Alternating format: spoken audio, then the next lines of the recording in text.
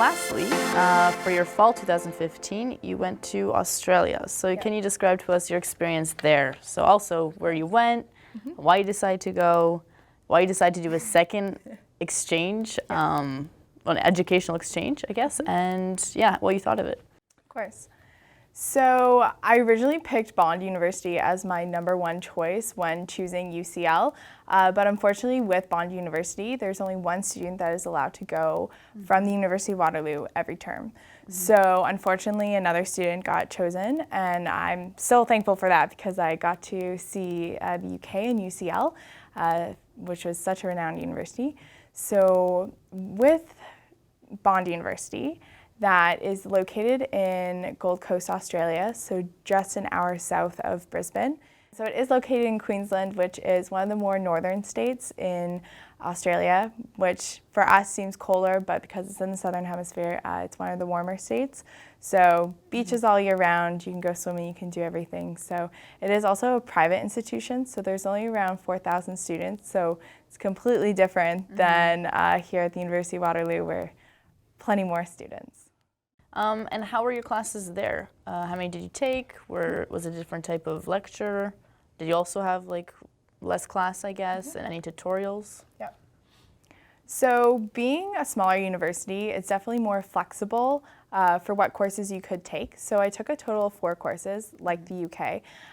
So I took courses along creativity, business again, and also an interactive experience one, and an Australian pop culture one as well, which was very interesting to learn more about what Australians think about themselves and how they're perceived within society. They aren't all beach bums, sadly to speak.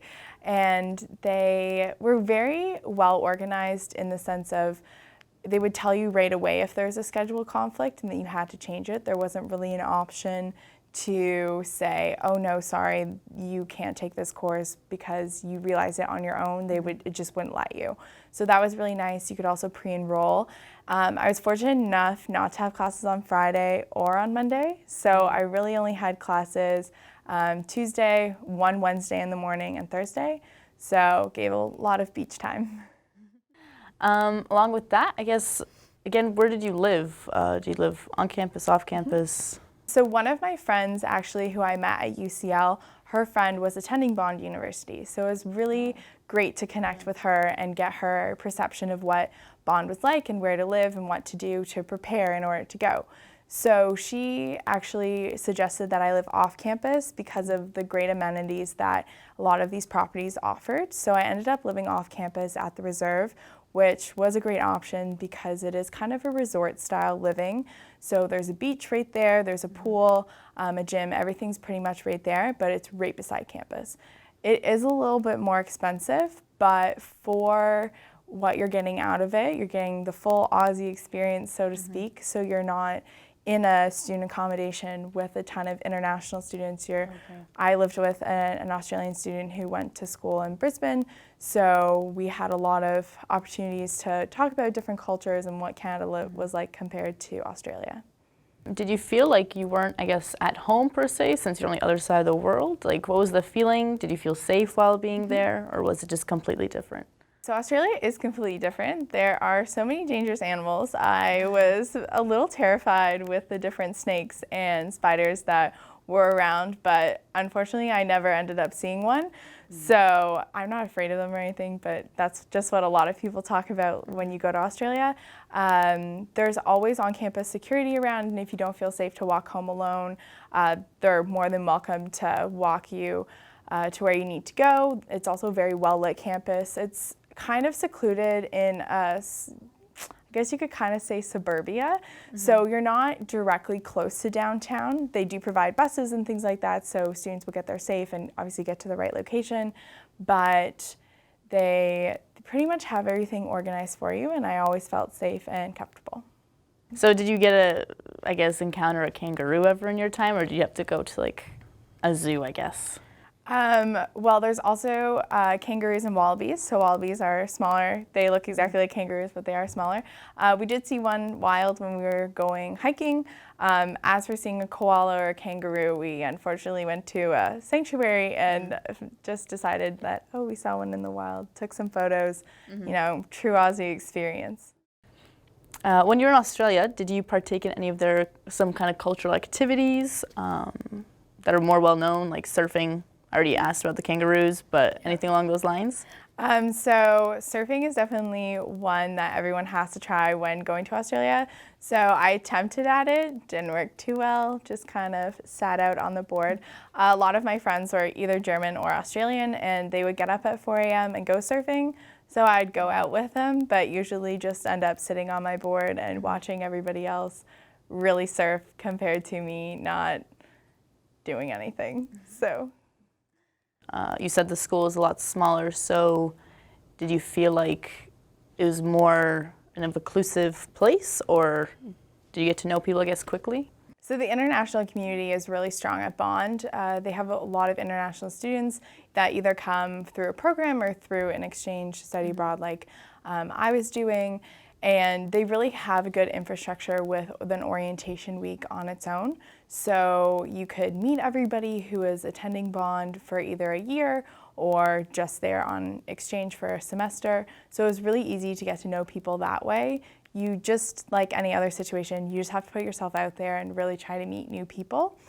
With respect to everybody else, the Australian students, they're very welcoming. Being Canadians, they're like, oh, I've been to Canada, either doing a ski trip or working at Whistler and things along those lines. So they really were accommodating to those who were Canadian, obviously, as well as other cultures. Being there as well, did you face any challenges with school or the culture? With it being such a small university, you definitely get to know your professors fairly well, and they will call you out on things if you haven't turned in an assignment or why you weren't in class for, I don't know, the past week or so because you decided to go to Bali or Thailand. But they know these things. They know that, you're here. They expect you to take your time while in Australia to its full advantage. So they understand that you might want to go see the rock in the middle of nowhere, Ayers Rock, or decide to fly across the country for 6 hours and see a pink lake in Perth. They understand these things and they will respect them. You just have to inform them ahead of time and really just show that you want to do the work, but you also want to see what their great country has to offer. So they're fairly accommodating with being able to see other things and go places. Also with having a schedule of a 4-day weekend, it's not that challenging. Were your classes a smaller size, since you said that the professors got to know you? Mm-hmm. So how many people were in a classroom usually? There are, I want to say, for certain courses, like my interactive experience class, there were maybe 12 students in it, so it is a lot smaller than a lot of the 500 lectures that you have here at Waterloo. I want to say my biggest course was probably around 120 people, and that was obviously Australian pop culture that everybody wanted to take because you got free food in the class, the Aussie lifestyle, and the professors really, really great and engaging. Did you decide to travel anywhere else in Australia while being there, or even go beyond the country to other countries in the south? So I was fortunate enough to be able to take a lot of the long weekends that I had because of my course schedule. So we went up to Brisbane, which is only about an hour and a half for Oktoberfest, different things like that. We went obviously to iconic Sydney to take pictures in front of the Opera House. We are also there for Halloween, so a lot of activity going on in the city. I was able enough to go to Melbourne, to go to Canberra, which is the capital of Australia, and I was also able to go to Fiji for Research Week that we had at the university. Is Research Week like Reading Week? It is like Reading Week. You're supposed to go to class and study, but most professors know that everyone's going to be doing research outside of class, so a lot of them just expect you not to show up. Now, looking at all your exchanges, what do you think was your favorite? I think it's really hard to say because the UK is so different from Germany, and Germany is obviously completely different from Australia. But being a water child and loving the ocean, I want to say that my favorite moment was spotting a sea turtle in the Great Barrier Reef and being able to take our GoPro and selfie stick and take as many photos and videos as we could. And it's just an amazing place. Looking at all your experiences as well, how would you say they impacted you as a person, whether personally or as a student? And do you think that those experiences will also have an impact of what you will be doing when you graduate? Yeah. So I've definitely dipped my toes in traveling, and I would love to work abroad, do things along those lines. It's really been something that's been put back in my mind, especially because of Germany. You work 9 to 5, you don't work any more, you don't work any less. So that's definitely a very interesting factor that I would like to keep in my mind for future career options. Also, I think that it's helped me with figuring out that you really do need to plan ahead. Planning ahead is something that is so important to going where you want to be. You have to have a plan, figure out where you want to be, have that starting point, and just never look back.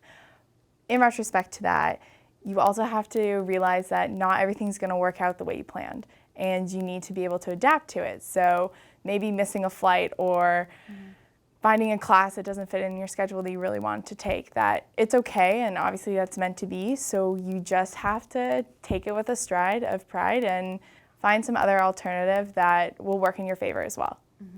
How were you able to organize, I guess, all these three exchanges? And did you, I guess, plan ahead, or did it come, you were in the UK and you're like, oh, Germany, and then you're in Germany and you're like, oh, Australia, or how did that work out?